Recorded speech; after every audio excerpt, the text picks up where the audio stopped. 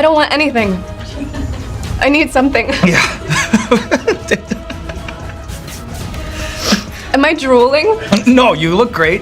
In the labyrinthine world of fame, love, and unspoken truths, where the line between reality and performance often blurs under the glare of cameras and the whispers of tabloids, Caitriona Balfe, the radiant and accomplished Irish actress beloved by millions as the star of Outlander, found herself at a crossroads of heart and duty, a place where personal loyalty collided with emotional longing, and where her husband, Tony McGill, a calm and steady music producer known for his quiet strength rather than flamboyant displays, was wrestling with his own storm of doubt and resolve. For although Caitriona had long been admired as a model of elegance, grace, and discipline, behind the glamour of red carpets and the rehearsed smiles that adorned interviews, her marriage was no longer the tranquil refuge it had once been, for cracks had begun to show, subtle at first, but widening with each rumor, each headline, and each stolen glance caught on camera between her and her co-star, Sam Heughan, the Scottish actor whose intensity and charm seemed to radiate both on and off screen, stirring emotions that neither fully acknowledged yet neither could fully conceal. And though both Caitriona and Sam had insisted repeatedly in interviews that their bond was nothing more than deep friendship, that they were professionals who respected each other's craft, audiences across the world saw in their eyes, their body language, the way their hands lingered a moment too long during promotional events. Something that suggested more than mere colleagueship, something that hinted at a secret emotional current that perhaps neither dared to name but which refused to remain hidden in the language of silence. And so Tony, though outwardly composed, silently watching, giving little away, could not keep his heart from turmoil, for he felt the tremors of mistrust shaking the foundation of their marriage. And one evening, as he sat in their London home, the autumn sky outside turning gray with drizzle, he opened a tabloid spread blaring the headline, Sam Heughan and Caitriona Balfe, Outlander's Secret Love, and below it a sequence of photographs captured by lurking paparazzi, Sam and Caitriona leaving a party together, heads leaning close in laughter, sharing what looked like confidences too intimate to be explained away as casual. And it was in that moment that the silent crack widened as Caitriona entered the room, her eyes heavy with exhaustion, saw her husband's expression frozen in a mixture of hurt and guardedness, and sighed, her voice soft but tinged with resignation. Tony, don't believe what they write. Yet Tony, placing the newspaper gently but firmly on the table, did not shout, did not accuse, for his was not the temperament of outbursts, but of quiet questions that cut deeper than anger. And so he said, I want to believe you, but tell me the truth, Caitriona. Have you ever stopped thinking about Sam?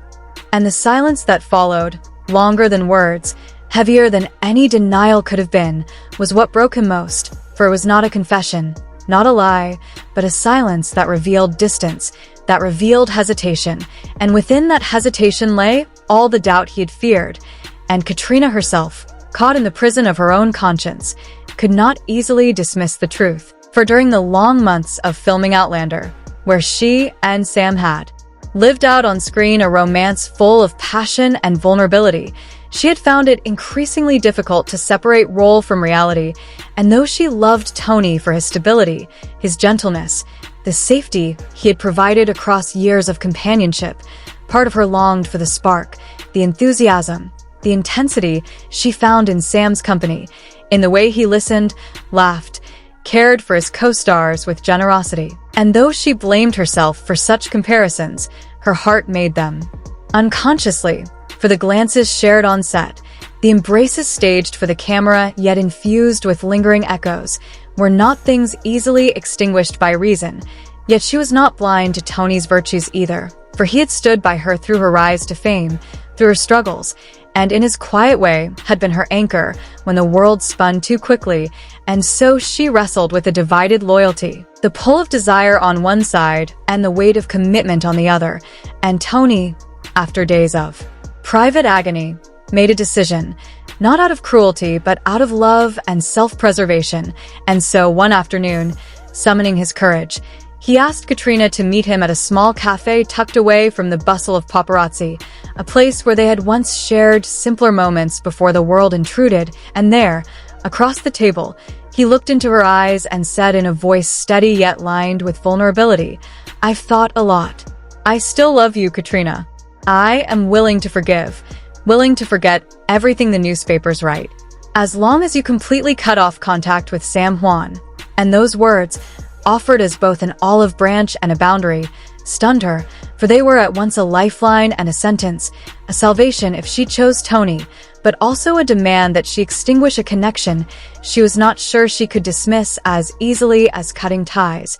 And that night, as the rain fell against the window of their London home, Caitriona sat alone in the dimly lit room, replaying memories, the moments of laughter with Sam on set, the rehearsed embraces that somehow felt unfeigned, the eyes that seemed to mirror her own unspoken feelings, but then too the years with Tony, the shared history, the quiet nights of companionship, the storms they had weathered together, and she knew the decision before her was not merely about fidelity, but about identity, about choosing between the past that had sustained her and the possibility of something unknown yet dangerously alluring, and as she wrestled with her conscience, she recognized how the world of celebrity often amplifies desire, where proximity under the lights creates illusions that feel real, and where fans' fantasies project pressures onto actors who themselves are human, vulnerable to longing, and yet she also saw how the media, hungry for scandal, might have magnified what was perhaps nothing more than an unguarded closeness. And she wondered whether she had let herself be swayed too much by the intoxicating thrill of being seen,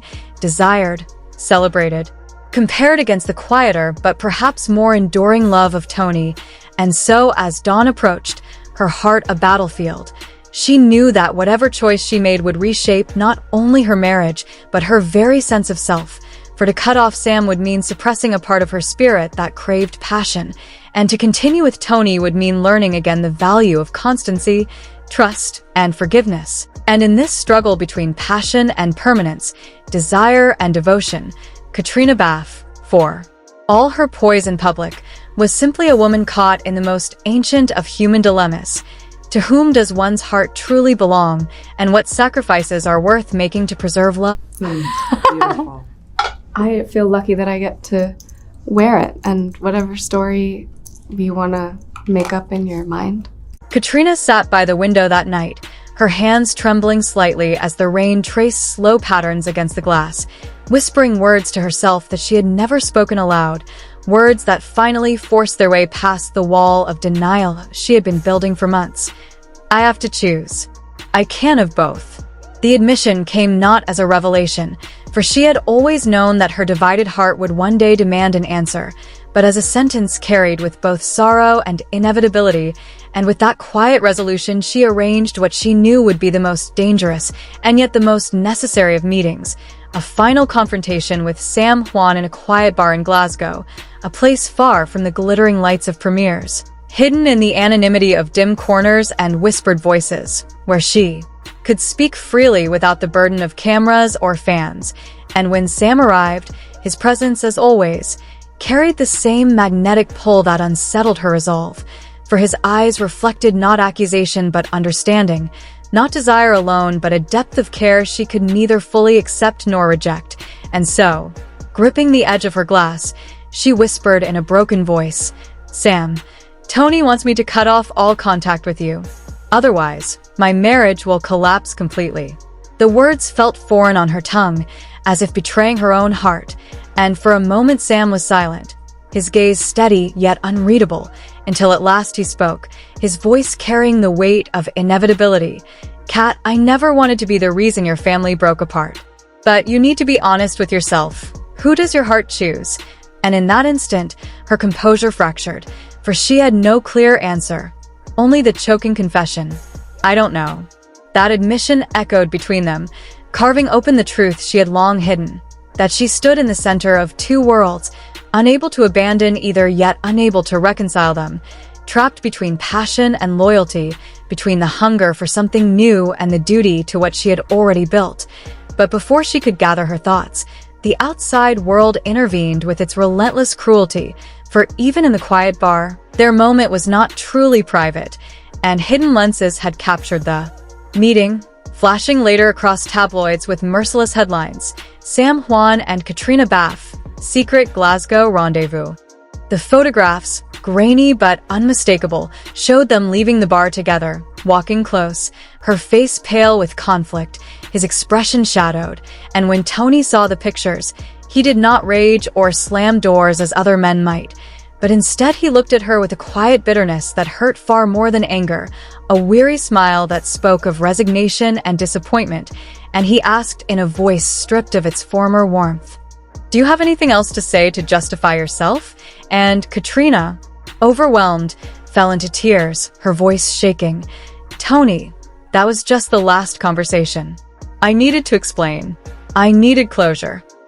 But Tony, though pained, remained unyielding, for he had already decided where he drew the line, and walking towards her, taking her hand tightly as if clinging to the last thread of their union, he issued what was both an ultimatum and a plea. "I'll say it one last time. I forgive you. I want you to come back to rebuild our family. But my condition remains the same. From today, you will have no more contact with Sam." Those words sealed her fate, narrowing her choices to a stark simplicity, either family or a vague, uncertain longing that might never survive the brutal light of reality, and for days she wandered within the corridors of her own despair, unable to sleep, writing letters to Sam that she never sent, tearing them apart in anguish before the ink had dried, staring at wedding photographs of herself and Tony from years past, the smiles frozen in time, and bursting into tears as she wondered where that version of herself had gone. The woman who had once thought love could be simple and unwavering, and so nights bled into mornings until, one morning heavy with exhaustion yet sharpened by resolve, she walked once more to Sam, determined that this would be the final time, and her words trembled with sorrow as she told him, "Sam, I'm sorry. I have to choose family. Tony needs me. I can't ruin everything because of an uncertain feeling."